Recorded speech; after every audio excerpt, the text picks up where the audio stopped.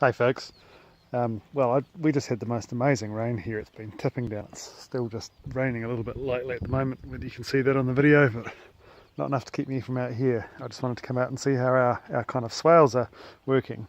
You can see down the side here, this is all very, very wet down to the side of this path. Well, the path has got black polythene underneath it, so this is actually a swale, and again, hard to see on the video, but you can see slope away to the left there. We really want all of that water to stay on the property.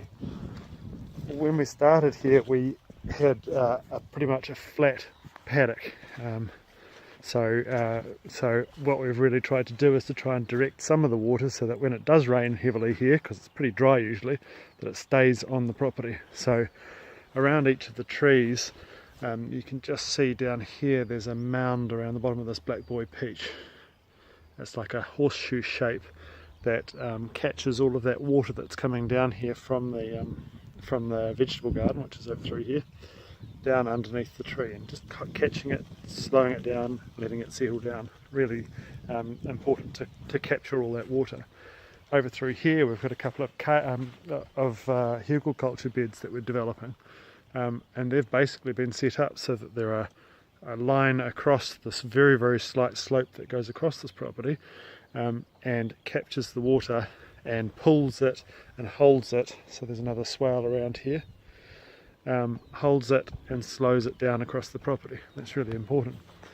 And the paths are going to eventually be enclosed by trees. You can see there's a small almond here, and there's our nectarine gold mine there. There's a large pear in the back there, almond, plum, prune plum, and an apple over here. Now, so this area is going to grow up and to be essentially a forest canopy in here eventually. So we tried to create these little paths that were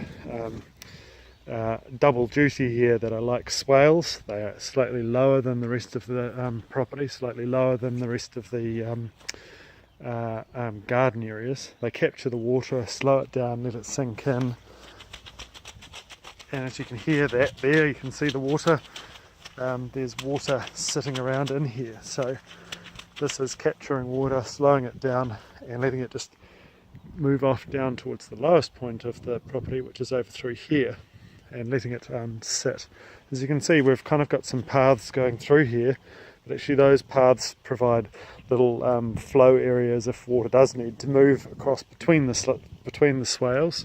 So there's one there and there's one here, and if water does need to go there, then it can just kind of follow the contours on the ground. Now, it's hard to see because there's a hell of a lot growing in here, so I'll go over to another area, but I'll just walk around the back here just so we can see. Yeah, down through this area is significantly lower than around it, and it gathers a whole lot of water down into here, but it funnels it around the trees. So you can see I'm wet around my feet again here. Well, here's another one of these horseshoe swales around this apple tree that's capturing water as the water runs off the swale and comes down through here, and it comes to the roots of this nectarine tree, and it goes around to the left here, it comes down to the roots of this plum tree, and they all have these horseshoe swales around them, and then it comes off down through here into quite a big basin here, which the chickens dug out for me, and to the roots of this pear tree, which is I think probably going to be quite a big tree and quite thirsty. So all of this is just very, very slightly lower than the ground around it, so all the water is accumulating. Now, when we first, just move over here. When we first moved in, we noticed that this area down through here was always very moist when it had been raining. In fact, down across this area was the lowest point, and it would get quite a lot of water in here.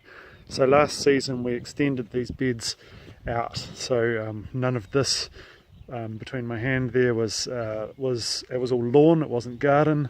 None of that area there with all the brassicas growing on it was all lawn, and the end of this bed here was lawn, and around that stuff, so where the mustard is there. So all of this has become swale again up and through here, Hopefully I'll just be able to show you up in here. It's very, very wet underfoot. In between the trees here, there's water sitting around, and it sits into a little basin here, and then sits into another, must make sure that's turned off for tonight, sits into another basin down here, and as you can see there's a lot of water down in here. Well, that's at the roots of this fig and the roots of this almond tree, so that should be really watering these trees really, really well. Likewise the prune, plum here and the fig have got lots of water in this basin. We swing around the other side of this area, sorry, excuse the walking, I know it's really awful to walk on video, and you can see down the other side of this bed we've got the same thing happening down here with water gathering and sitting in the ground. Well, this used to be a very clay area of the property, so but this is where we've got our apricot tree, so this water is going to sit and is going to water and feed that apricot tree really well. And if you look down through the garden here, you can see it's actually pulled across an area in here as well, so that's onions and leeks, so that's pretty cool. So the other thing to point out here though is, as we go across here, this was entirely flat and there's a strip of clay that leads across here, and I've put so much organic material into this that actually there's a slope going up here up towards about that point there, around about where the bottom of the walnut tree is. So that slope should just funnel water down here, and you can see there's a slight slope down to here, and it just funnels water down to this tree here, which is a little apple tree, and into the front of these gardens and along and into this into the apricot tree, and there's another almond tree and some black currant bushes way over the far side here. As you can see, the way we did the driveway here was to slope it so that that pooled water here, and that water goes into our hedgeway and into these blueberries, and really waters that ground really, really deeply. So it's all aimed to try and keep all the water on the property. So it's actually quite deep.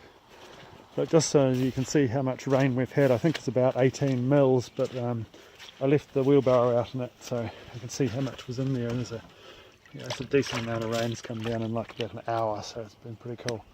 But anyway, all my little swales seem to be performing really well, and we're getting lots of nice damp areas.